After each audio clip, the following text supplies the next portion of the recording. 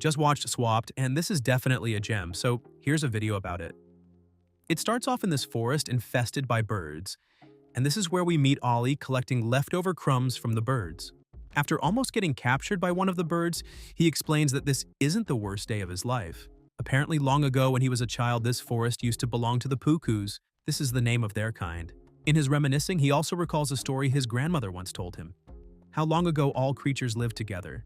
But a ferocious wolf who stalked the valley made them live in fear. But everything changed when the zoos came. Huge, magnificent walking orchards. They offered the creatures a gift from their glowing pods. The pods enabled them to transform into other creatures, giving the creatures ability to understand each other. With the unity of all creatures becoming stronger, the wolf wasn't happy, so he stole that power from the Dazos and transformed himself into the fire wolf. He used this power to attack the Dazos, killed some, and chased the rest away. Also created a dam on the only path the Dazos were using to get to the creatures, banishing them outside the valley forever. The creatures in fear ended up dispersed and living in different locations because of the mistrust they had amongst themselves. His grandmother also says the firewolf still rules the valley to this day, but Ollie doesn't believe any of it. What do you mean, eh? Where's the blood and guts? And where's the gore? What if the firewolf rips apart the python hedgehogs and feasts on their entrails? That would be awesome! After the disperse, the pukus found for themselves this island with unlimited supply of food, which only they had the knowledge of how to harvest. But sadly, all this changed because of Ollie's curiosity. While harvesting, Ollie sees a young javan and heads out to investigate. Meeting the javan, for some reason, he shows it how to open the pods and get to the edible piplets. Ollie was doing all this out of kindness, but after the young javan knew how to get the piplets, it called out to all its kind. And that's how their island was infested by the javans and all their food source gobbled, leaving them with nothing but only crumbs to take and also in hiding. Back to the present, everyone hates him. His father can't even look at him. And the worst part is that they may starve because winter is approaching and they have no food. Later on, Ollie discovers that he survived the earlier javan attack because of the shiny debris on his bucket, so he uses the pieces of it to chase away the birds. But one of the birds sees him and it attacks. During the tussle, he falls into a hole which had one of the glowing pods, turning him into a javan. Ollie stays knocked out till nighttime. His family is worried, so they go out looking for him. But they find a javan bird which tries talking to them, and they immediately think it has eaten Ollie, so they chase it away. Help me. I'm scared, Mom. Ollie's voice coming from that bird? Well, that means... The bird ate Ollie! Ollie falls into a lake, but luckily he's saved by this 3 javans, Ivy, Lily, and Violet. They think his brain is broken because of the way he's behaving and offer to take him to Javan Rock for medical attention, but he refuses. While still arguing, they hear a wolf's howling, and since Ollie doesn't yet know how to fly, they smear him with dung so that the wolf won't smell him while he hides. After the wolf passes by, he goes to the pond to wash himself. And this is where he meets Boogle the fish. Ollie explains what happened to him and how he's looking for a pod to change himself back. Boogle remembers that he's seen a pod somewhere and gives him directions. While on his way, again Ivy comes by and she really wants to take Ollie home to Javan Rock, but Ollie seems distracted by something else. He finally finds the pod, and since he's struggling with his new body, Ivy, knowing that the pod is what he's looking for, she goes to grab it for him, which turns her into a puku. Here's your precious pod. No, don't touch it! So No, you no, can please, turn no, back stop. into a No, wait, no, wait. the strange creature you made up so we can get back to Javan Rock. No!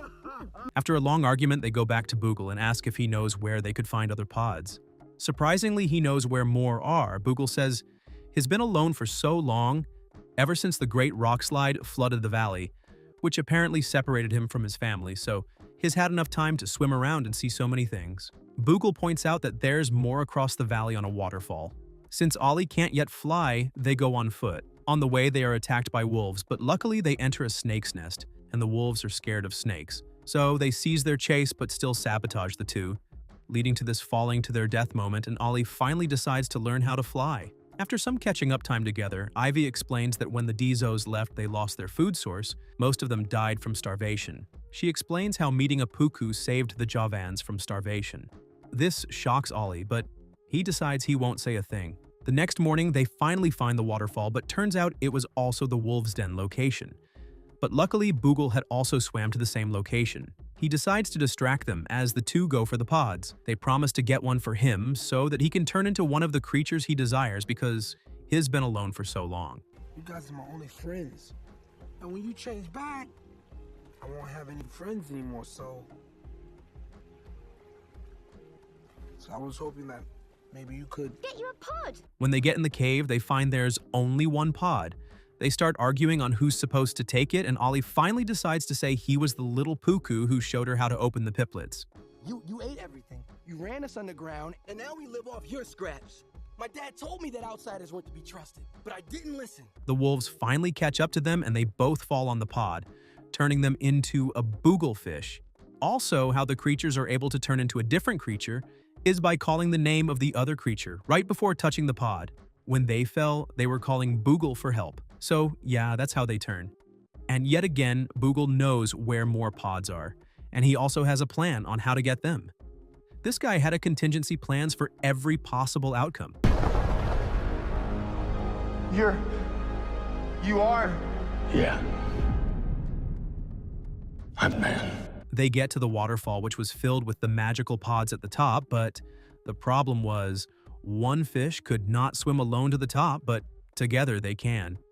But yet again, the wolves show up at the top, and for a moment, it seems like they have no way to get to the pods. But the baby wolf suddenly slips and almost falls to its death, but with the power of friendship, the three save it. The wolves are grateful, so they let them continue with their mission. They finally get to the top, and Ollie and Ivy turn themselves back to their respective creatures. When they ask Boogle what his decided to become, this is where the great twist is revealed that Boogle was actually the firewolf all along. Boogle? There was never Boogle.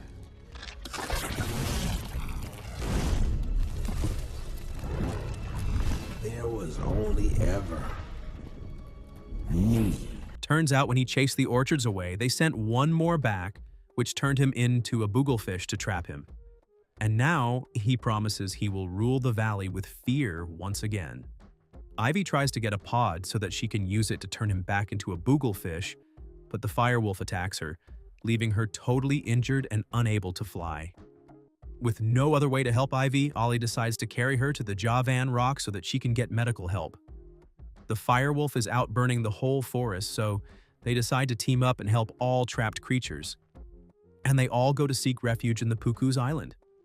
But the firewolf isn't giving up easily on them. He tries reaching the island so that he can burn it too. With very little hope left, Ollie asks for one more pod from where he got his first one, which he uses to turn himself into a zoo.